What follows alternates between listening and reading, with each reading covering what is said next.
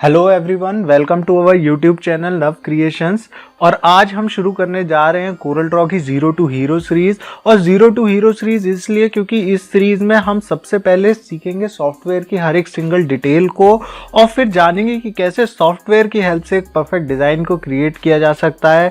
और देखिए, डिज़ाइनर का वर्क सिर्फ यहाँ पर कंप्लीट नहीं हो जाता, इसके बाद हम सीखेंगे कि कैसे डिज़ाइन को तैयार किया जाता है या फिर डिज़ाइन की फाइल को तैयार किया जाता है प्रिंटिंग के लिए, और फाइनली फाइल प्रिंट के लिए भेज दी जाती है। और आज हम सबसे पहले सीखेंगे अपने कोरल ड्रॉ की ओपनिंग स्क्रीन को, क्योंकि हमें बिल्कुल बेसिक से लेकर चलना है। और बेसिक से इसलिए क्योंकि ये सीरीज दोनों के लिए हेल्पफुल होने वाली है, उन लोगों के लिए भी जो बिल्कुल बेसिक से सीख रहे हैं और उन लोगों के लिए भी जो थोड़ी बहुत इंफॉर्मेशन जानते हैं, ताकि वो जो कमियां उनके डिज़ाइनिंग में या सॉफ्टवेयर में समझने में रह रही हैं तो वो उन कमियों को पूरा कर सके और एक परफेक्ट डिज़ाइनर बन सके और अल्टीमेटली परफेक्ट डिज़ाइन क्रिएट करके अपने करियर को आगे बढ़ा सके। तो हम बिना टाइम वेस्ट करे शुरू करते हैं।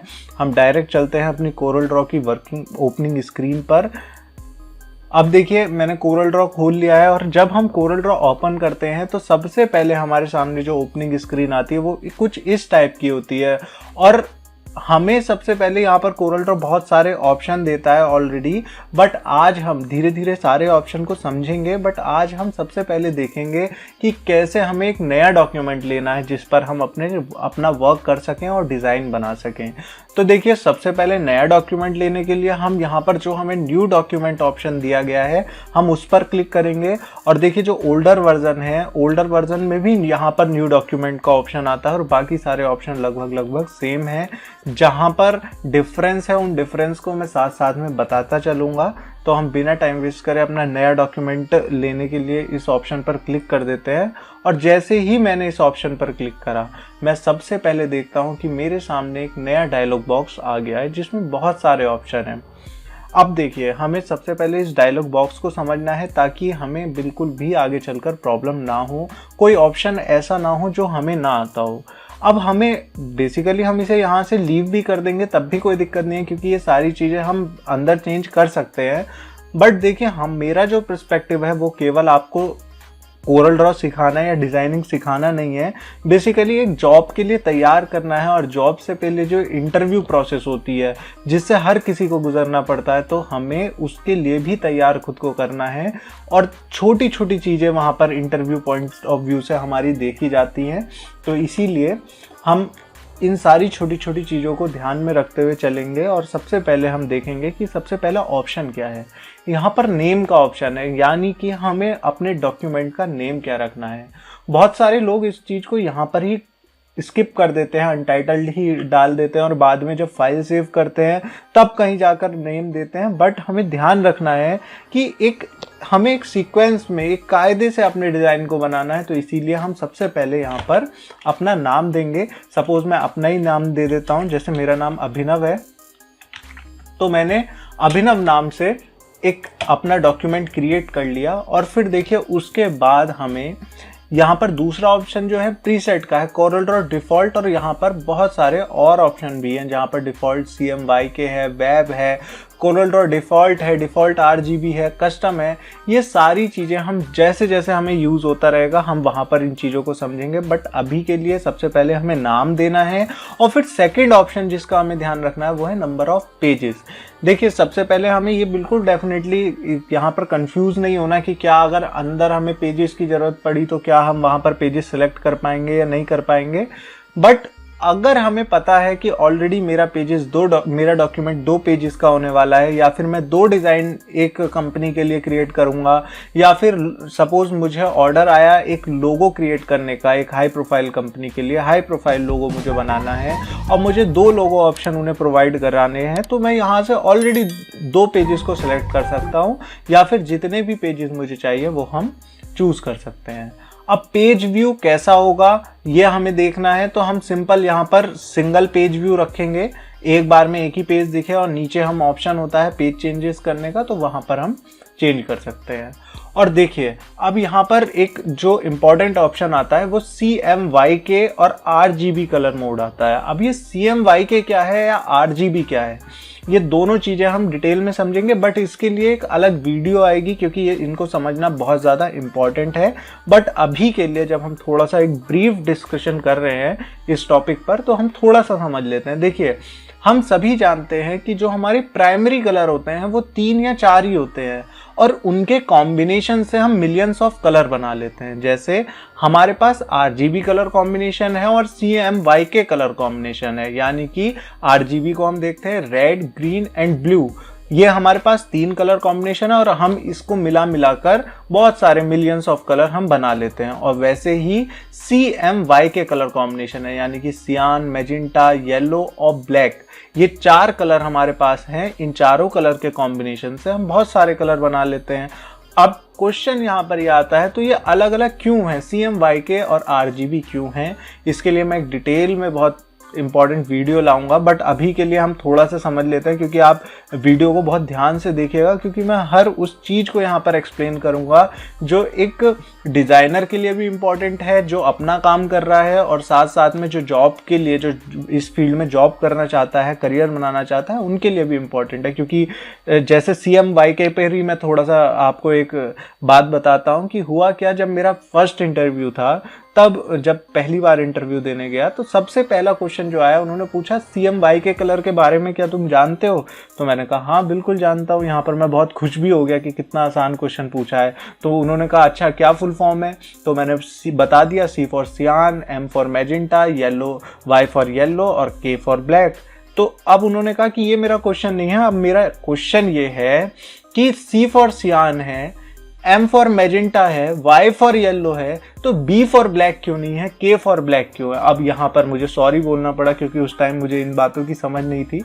पहला टाइम था, शुरुआत थी, तो इन सारी चीज़ें, बेसिक नॉलेज मुझको नहीं थी। तो ये सारी छोटी छोटी चीज़ें हम डिस्कशन करते चलेंगे अपने वीडियो में ही, ताकि हम दूसरे एस्पेक्ट को भी ध्यान रख सके कि हमें इंटरव्यू देना और जॉब के लिए तैयारी करनी है, केवल सीखना ही हमारा मोटिव ना रहे, उससे आगे बढ़कर अपने करियर इसको बनाना मोटिव रहे। तो इसलिए हम ये छोटी छोटी बातें साथ साथ में डिस्कस करते रहेंगे, और सारी चीज़ों के इंटरव्यू में किस टाइप से क्वेश्चन पूछा जाता है और क्या क्या कई बार डिज़ाइन ट्रेस करवा लिया जाता है, नया डिज़ाइन बनाने को दे दिया जाता है, तो वो सारी चीज़ें हम डिस्कस करते हुए वहाँ पर चलेंगे। बट अभी के लिए हम आगे बढ़ते हैं।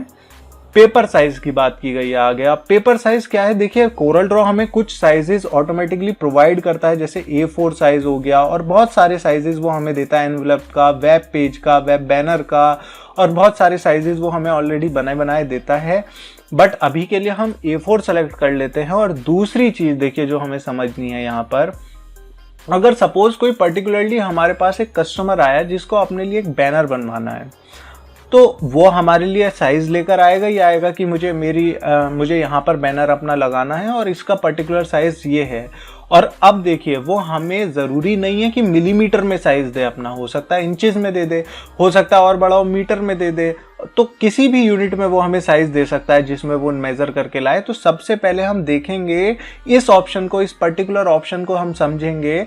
और यहाँ पर क्या है, ये हमारा यूनिट का है कि हमें कौन सी यूनिट चाहिए, और ये हमें अपने हिसाब से चुन सकते हैं। हम बेसिकली मिलीमीटर्स या मीटर्स या इंचेस, हम कोई सी भी चुन सकते हैं। बट अगर पर्टिकुलरली क्लाइंट हमारा कोई यूनिट लेकर आया है अपने साथ, फीट लेकर आया है, मीटर लेकर आया है, इंचेस लेकर आया है, तो हम उसकी यूनिट को ले लेंगे और यहाँ से वो यूनिट सबसे पहले हम सेलेक्ट कर लेंगे और फिर उसका साइज यहाँ पर डाल देंगे जिस साइज का उसे चाहिए।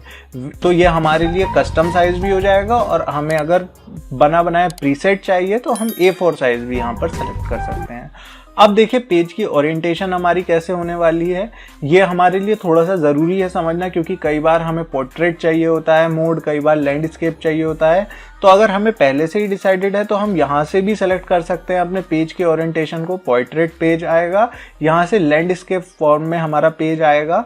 और अगर सपोज नहीं हमें अभी ज़रूरत, तो हम ये अंदर से भी चेंज कर सकते हैं। तो ये सारे ऑप्शन अंदर भी हमको मिलेंगे, इसलिए ज़्यादा कंफ्यूज होने की ज़रूरत नहीं है। बट जब हम ओपनिंग स्क्रीन को समझ रहे हैं तो ये छोटी छोटी बातें हमें पता होनी चाहिए।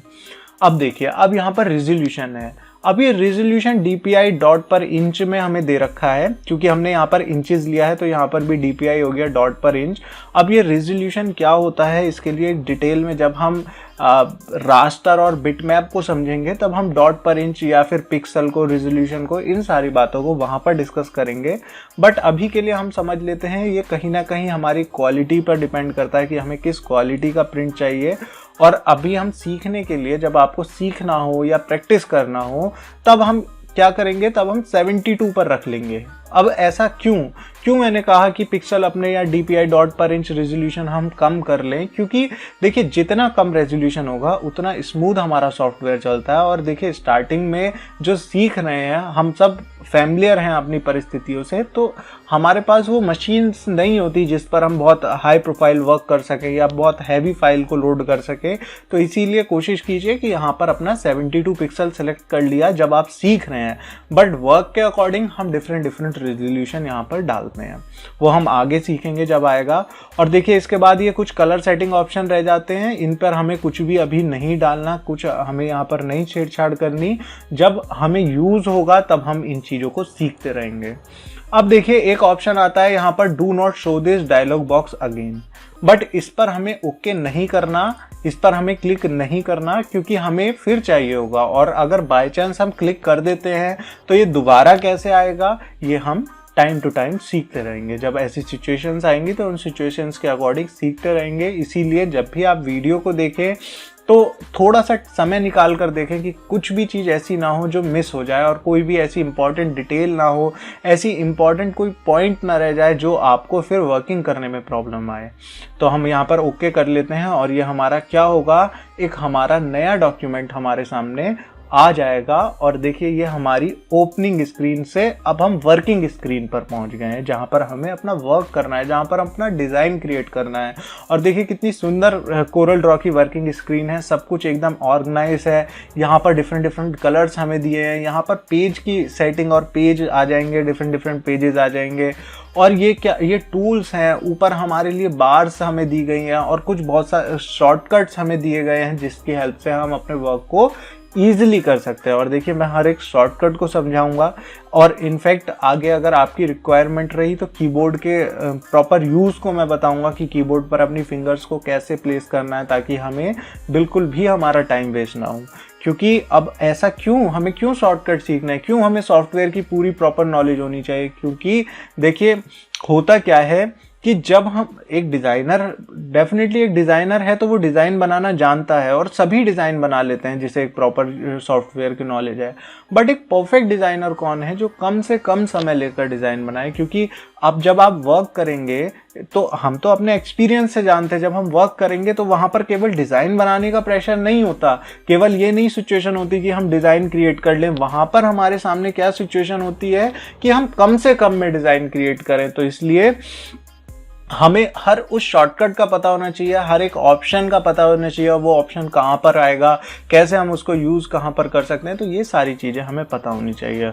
और देखिए मैं अपने एग्जांपल से बताता हूँ कि जब शुरुआत की, जब सीखा, क्योंकि एक एप्रोप्रिएट प्लेस सीखने के लिए ऐसा कुछ नहीं मिला, तो जब सीखा तो बहुत छोटी छोटी चीज़ें स्किप हो गई। और फिर जब हम प्रैक्टिकल नॉलेज जब ली, तब उन चीज़ों का यूज़ पड़ा, तब हमने सीखा उस चीज़ को। अब वो सारी प्रॉब्लम आपके सामने ना आए, तो इसलिए मैं उन सारी छोटी छोटी चीज़ों को आपके साथ में लेकर चलूँगा। और देखिए जब मैं अपना एक एग्जांपल बताता हूँ, क्योंकि एग्जांपल से हम ज़्यादा अच्छा समझ पाते हैं। जब इस सॉफ्टवेयर को सीखा तो ये पेज आ गया, पेज का यूज़ भी किया, सब कुछ किया, बट बहुत बाद में पता चला कि अगर मैं पेज के इस कॉर्नर पर डबल क्लिक करूँगा तो एक ऐसा ऑप्शन भी मेरे सामने आएगा जो मुझे नहीं पता था उस टाइम। बट जब सीखते चले गए तो उन सारी चीज़ों को सीखा। और ये इतना इम्पॉर्टेंट है, क्योंकि देखिए जनरल सेटिंग, इसमें इतनी सारी हम पेज की सेटिंग कर सकते हैं, टेक्स्ट की सेटिंग, सारी गाइडलाइन, ग्रिड, रूलर्स, हर चीज़ की सेटिंग हमें यहाँ पर मिल जाती है। और यहाँ से हम बहुत सारी चीज़ें चेंजेस करते रहते हैं टाइम टू टाइम। तो इसीलिए ये सारी चीज़ें बहुत इंपॉर्टेंट है, और धीरे धीरे हम इन चीज़ों को समझते चलेंगे। तो आज के लिए हमारी ओपनिंग स्क्रीन इतना ही यहाँ पर हम सीख लेते हैं, और अगली हम नेक्स्ट वीडियो में हम इन सबसे पहले बहुत छोटी छोटी चीज़ों को भी समझेंगे जो हमें यूज़ करनी है, जैसे ये क्या है, टूल्स कहाँ पर कौन सा हमें मिलेगा, और साथ साथ में हम एक टूल्स की भी शुरुआत कर देंगे जिसमें हम रेक्टेंगल टूल से हम शुरुआत करेंगे। सबसे पहले रेक्टेंगल टूल को समझेंगे और फिर मेरा पॉइंट ऑफ व्यू ये है कि देखिए कुछ चीज़ें डिज़ाइनिंग में ऐसी होती हैं जिनको हमें सीखने के लिए कुछ भी एक्स्ट्रा एफर्ट्स नहीं करना पड़ता, जो हमें साथ साथ में आ जाती है। बट हम उसके लिए, इसलिए मैं उसके लिए अलग वीडियो आपके लिए नहीं बनाऊंगा, मैं साथ साथ में सिखाता रहूँगा। जैसे कलर्स कॉम्बिनेशन की, परफेक्ट कलर कॉम्बिनेशन कैसे आता है, तो वो जब वर्किंग होती रहेगी तो साथ साथ में समझाता रहूँगा। और मैं इन टूल्स बार को समझाने में भी आपका बहुत टाइम वेस्ट नहीं करूँगा। बस जहाँ पर जिस टूल की ज़रूरत पड़ेगी, जिस ऑप्शन की ज़रूरत पड़ेगी, वो आपको सिखाता रहूँगा। तो आज के लिए हम इतना ही रखते हैं। Thanks for watching. और नेक्स्ट वीडियो में हम रेक्टेंगल टूल को समझेंगे और साथ साथ में जिस चीज़ की हमें ज़रूरत पड़ेगी उस चीज़ को हम समझते रहेंगे और बहुत सारे कॉम्बिनेशंस कीज़ के समझेंगे कि किस की के साथ रेक्टेंगल टूल कैसे वर्क करता है। देखिए जैसे एग्जांपल के लिए यहाँ पर हमने क्या करा, एक रेक्टेंगल बन गया। अब मुझे स्क्वायर बनाना है तो मैं क्या करूंगा, ये परफेक्ट स्क्वायर तो बन नहीं रहा, बट जैसे ही मैंने कीबोर्ड पर एक की प्रेस करी तो मैं कितना भी कोशिश कर लूँ ये रेक्टेंगल ही रहेगा और की के छोड़ते ही ये कोई भी अपनी शेप ले सकता है। तो ये सारी छोटी छोटी चीज़ें हम नेक्स्ट वीडियो में सीखेंगे। और तब तक के लिए थैंक यू, और हम नेक्स्ट वीडियो में मिलते हैं। और अगर वीडियो अच्छी लगी हो और या फिर कोई भी क्वेश्चन हो आपका, तो आप कमेंट बॉक्स में लिख सकते हैं कि जहां पर भी आपको डाउट लगे आप कमेंट कीजिए, ताकि मैं उस आपकी क्वेरीज को समझ सकूं और फिर अगली नेक्स्ट वीडियो उस पर बना सकूं। Thanks for watching. Thank you so much.